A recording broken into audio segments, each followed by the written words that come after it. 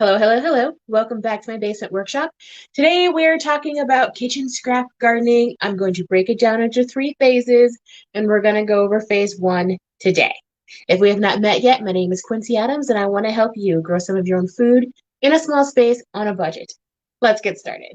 Okay, so just quick recap. Kitchen scrap gardening is when you save the ends of vegetables that you were going to throw away or put in the compost pile, and you use those to regrow and to get more vegetables. You grow more, you get a little bit more harvest, and then eventually you either toss it or plant it. So we're going to be talking about how to choose what plants to grow, what part do you save, and what do you do with it after you cut it. So I've got some examples here. This one is not super easy to see, but we're going to start with this one because it's in a glass jar. So this is the very top of a turnip. As you can see, it is actually growing. I've only got about a little more than a quarter of an inch to a half an inch in here. Cut just the very top. Some other examples I've got. These are things that I've been starting in the last week or two. So this is a romaine lettuce head, and as it goes, it will get, oh, can you guys see that? It's going to get a little bit rough looking. You can see some of it's turning brown. If a little bit starts to get moldy, just pick the moldy part off. Don't start cutting on it. As you can see, this is actually growing pretty well in just water so far. I've got some spring onions right here. These she cut last week. And you can see I cut them down to where the white part is, and they've grown significantly since then. And then I've got some uncut examples to show you. So really, with most things, depending on how big it is, if it's something like a spring onion, then you want to make sure that you have the roots on there. You want to get the whole white part, and you want basically a 2 to 3 inch piece. And then you're going to put the root end in the water. So something like this, 2 to 3 inches, and then it's going to keep on growing from the top. If you're doing something like a carrot, and just remember, when you plant a carrot, you're not going to, or any of these bulb vegetables, root vegetables, you're not going to get another carrot. You're going to get more carrot greens, which are edible and delicious. And eventually it will set a flower stalk and give you flowers. If the flowers get pollinated, then you'll get carrot seeds. So you can grow more carrots. But the goal here is to not get another carrot. You're getting carrot greens. So with something like a carrot, you want to cut off 1 to 2 inches. So you want to cut off from the greens, and then you're going to put the blunt end down. You want the greens up. So it doesn't matter what you're planting, wherever it's going to grow, you want that part up. This is a radish. So up here is where the radish greens were. You're going to cut a good quarter to a half inch off the top. And the greens are going to grow from the top, and you're going to put the wide end down. And then if you've got something like lettuce, so head of romaine, you want to give it a good 2 to 3 inches and put the root end down. So I'm just explaining really quick. So it doesn't matter what it is. Like, I'll give you some examples of things that you can grow this way. Obviously, lettuce, spring onions, regular onions, carrots, radishes, turnips, kohlrabi. What else? My brain is leeks.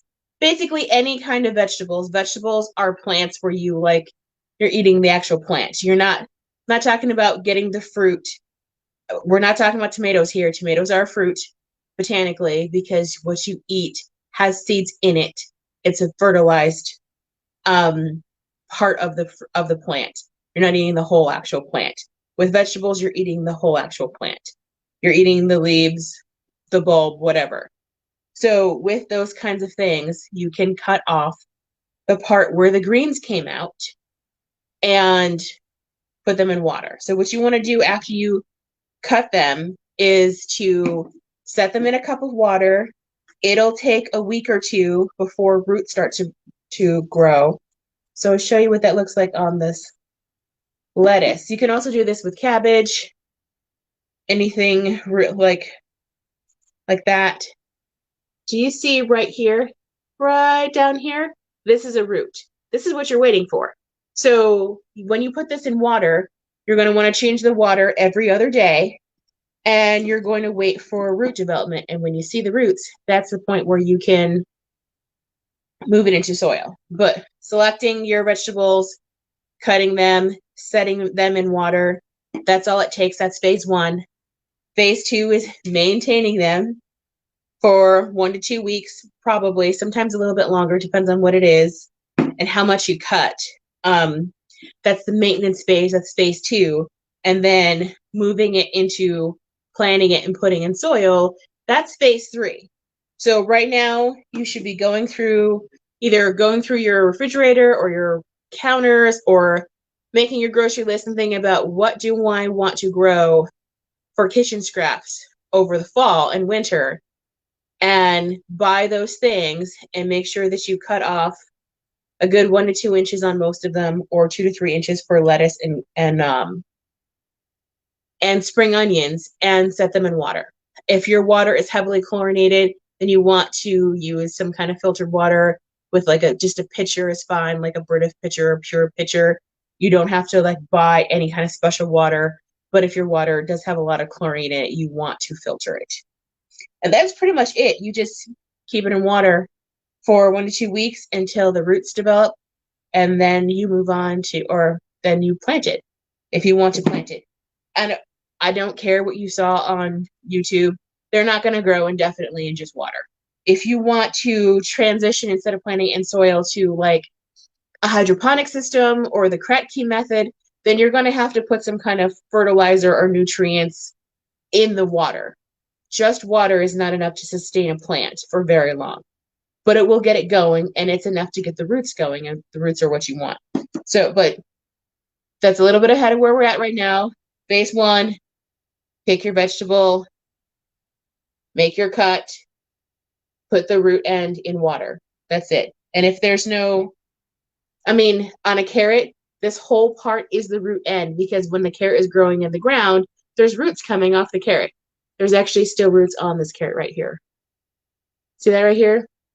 Those are roots. That means this whole part that was in the ground, that's the root end. So you want to make sure you put the root end in water and leave the greens up. I don't see any questions. This was pretty simple.